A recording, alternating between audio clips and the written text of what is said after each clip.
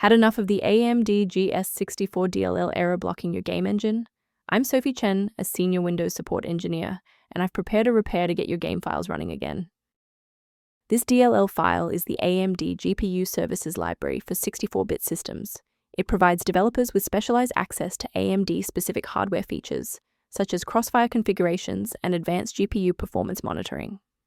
Understanding the file's role is a great start. Now let's look at replacing it. This problem is usually rooted in a missing graphics or compute runtime dependency. Reinstall the Microsoft DirectX end-user runtime to restore the legacy DirectX architecture, then update your graphics drivers to ensure all hardware-related files for the AMD GS64 DLL are stable.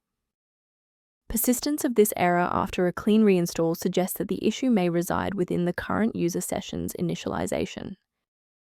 A quick system restart is a practical way to ensure that all shared libraries, including the AMD GS64, are being loaded correctly into the current session's memory. To keep this tutorial handy, make sure to bookmark it or hit like button before you reboot. It saves you from having to look for the video again once you're back online. Before concluding, I want to address a critical security consideration for maintaining your system's integrity.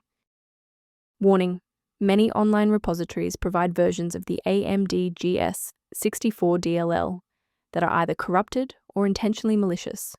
Trusting these sources puts your privacy at risk and often fails to solve the original error.